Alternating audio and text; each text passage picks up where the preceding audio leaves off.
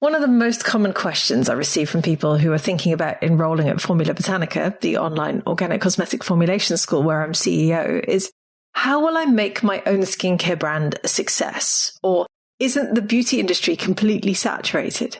And another question many people have asked in the past is, aren't there too many beauty brands?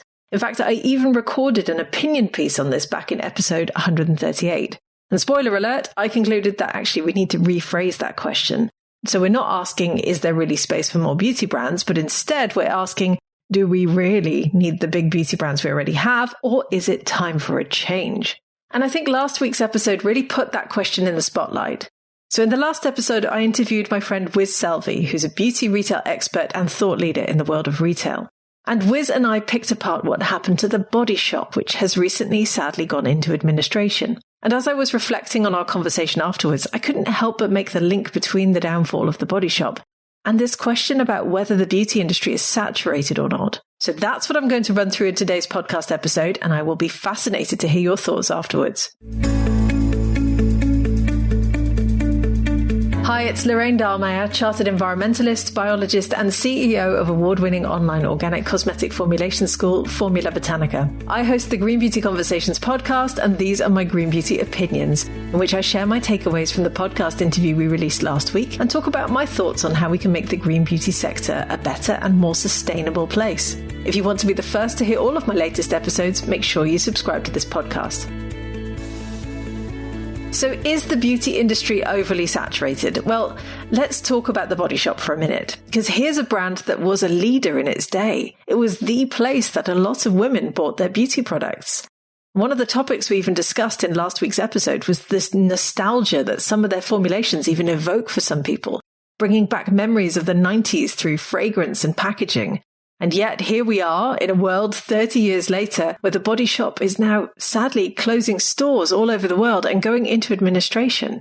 Is that because the beauty industry is saturated, despite the fact that this sector just keeps on growing? Or is it because here's a brand that hasn't modernized, that hasn't innovated, and that sadly hasn't kept up with trends? So I think the conclusion we came to last week is that it really boils down to a lack of innovation. Although, in fairness, I'm sure that the pandemic really didn't help many brands either, including The Body Shop. So when Dame Anita Roddick very sadly died, The Body Shop did lose an activist at its helm, and that activism was the very heart of the brand. But then look at another activist brand like Lush, who were founded 20 years after The Body Shop and who are actually coming on the podcast soon to talk about regenerative beauty. Stay tuned for that amazing episode. And there's a brand that has innovated, that has changed, that has kept up with what people are looking for in retail.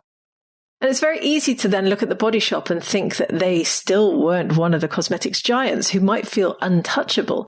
In fact, I'm sure some people think that those giant cosmetic players will always have longevity, but that's not the case either. Look at Revlon, for instance, which was founded in 1932 in the middle of the Great Depression in the US and ended up filing for bankruptcy 90 years later in 2022. They were struggling with debt, with rising competition, with supply chain challenges, and ultimately, they just weren't innovating. Because beauty standards and expectations they change all the time. And if you stay static, then you run the risk of not keeping up with what the market wants.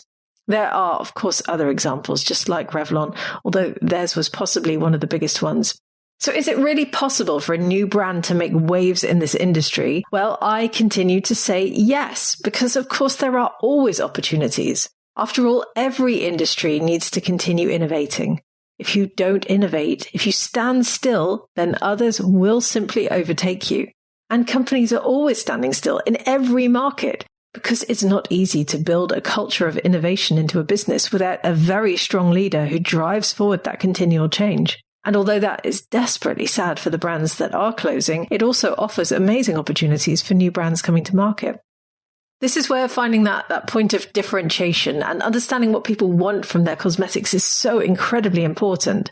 It's about ensuring that your brand continues to evolve. The Body Shop continued with their mission of fighting for a fairer world. It's still on their website. But their innovation in stores and products, I think it lacked the drive and determination that you get from someone at the top who knows exactly what change they want to make in the world. Had Anita Roddick still been with us, the brand would likely have looked very different because just think about all of the causes she would be championing nowadays. The beauty industry really did suffer a great loss when she died. So I come back to my question one more time. Is the beauty industry really saturated? And the answer, of course, is no. Brands will come and go forevermore, but they will only enjoy longevity if they continuously innovate and improve. And many of them simply won't be able to do that, creating huge gaps in the market for new brands to join in. Furthermore, the cosmetics industry is just continuously growing. It's this enormous booming sector, so new brands can always come in and get a slice of the pie. My only hope for those new brands is that they champion that same activism for sustainability that Dame Anita Roddick brought to the Body Shop and the wider world. That's how we make the world a better place. Thank you for listening to my Green Beauty Opinions. Remember to visit the Formula Botanica website at formulabotanica.com to try our free online formulation course. And if you haven't subscribed yet to the Green Beauty Conversations podcast, please make sure you do so now in your favorite podcast app. Leave me a 5-star review if you enjoy the conversations I host, and I'll be back soon with my next episode.